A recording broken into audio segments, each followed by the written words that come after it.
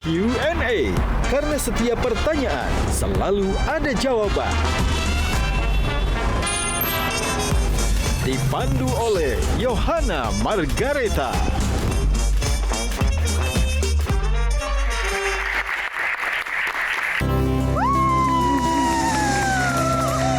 Tepuk tangannya lebih meriah lagi dong semuanya. The Massive. Apa kabar kalian dan kakak-kakak semuanya? Kakak. Tadi aku sambil dengerin sambil nangis di pojokan sih. Kan katanya lagunya buat patah hati ya, Cinta Ini Membunuhku ya. Ya, buat yang dulu pernah patah hati. Tepuk tangan buat panelis juga ada Gian dan Kak Melani. Oke, jangan ngobrol sekarang. Teman-teman harus bersiap dulu. Ambil kursinya, kita mau ngobrol dengan The Massive. Tepuk tangan sekali lagi. Sekarang sudah duduk di singgasananya. Ada Rian, ada Kiki, ada Wahyu, ada Rama, dan ada Rai. Nah, teman-teman apa kabar semuanya? Baik. Baik. Ini benar-benar nostalgia banget loh. Tapi yang paling baru dari kabar The Massive, katanya ini sudah keluar dari label dan mencoba peruntungan di jalur indie. Kenapa demikian? Bukan keluar dari label tapi kontraknya habis. Oh, kontraknya habis. Lalu kita lebih memilih independen. Oh gitu? Gitu. Oh bukan karena nggak mau diatur atau gimana gitu. Kenapa nggak melanjutkan ke label lagi? Ada sesuatu? Ya karena memang udah saatnya buat kita untuk bisa mengelola secara penuh karya kita. Karena kan kalau sebelumnya kan masternya punya label. Nah sekarang ini setelah kita independen, kita pengen punya master kita sendiri. Terus kita juga lebih bisa memaksimalkan IP yang kita punya juga. Karena kita kan saat ini bukan cuma band ya, tapi kita juga udah jadi sebuah perusahaan juga. Jadi kita juga perlu gimana caranya memonetize bener-bener nih brand The Massive itu, karya kita. Breakthrough-nya seperti itu. Apa sih mimpi terbesar ketika menempuh jalur indie? Apa yang dicapai di masa yang akan datang gitu dengan jalur indie ini? Memang kita sudah mempersiapkan ini mungkin dari 6 tahun yang lalu, tepatnya tahun 2020. Jadi memang pandemi itu bikin kita kayak sadar bahwa yang menentukan nasib band itu adalah band itu sendiri gitu. Betul lagi, benar. Akhirnya ya udah kita benar-benar membangun infrastruktur perusahaan kita siapin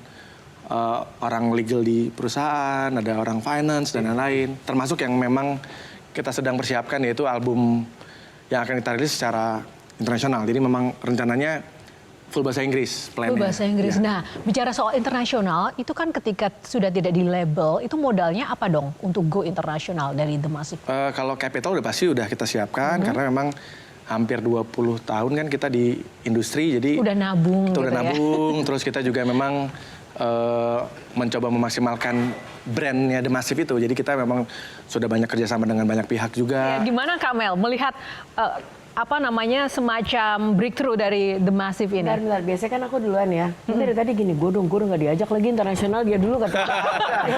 Kok bisa ngomong ngelempar? bisa gue dulu nggak kali ini katanya. Kok bisa ngelempar? Nggak, tapi menarik adalah nggak semua, apalagi di industri entertain ini ya, nggak semua orang tuh memikirkan bahwa IP yang paling berharga kan hari ini adalah IP sebenarnya. Banyak yang nggak sadar itu gitu.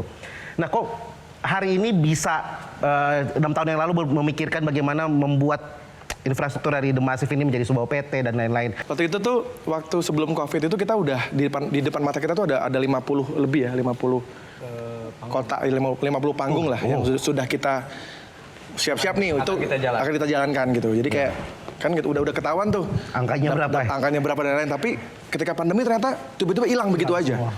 Jadi kayak kita sempat shock tuh waktu itu dan penyesuaiannya mungkin 3 bulan ya. 3 bulan kita kayak orang bingung, ini ngapain gimana ya.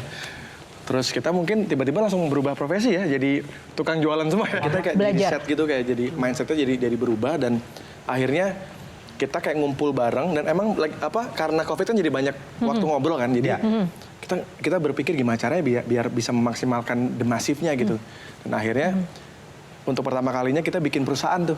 Kita bikin perusahaan dan setelah itu kita bikin beberapa bisnis turunan gitu. 24 kita naming rights sebuah halte di Petokangan di depan kantor kita, namanya Petokangan The Massive. Jadi itu menjadi salah satu cara kita untuk gimana caranya brand ini bisa value-nya tetap terus naik gitu. Eksis, wow, cool.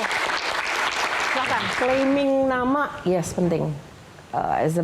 Menjadi IP, yes penting.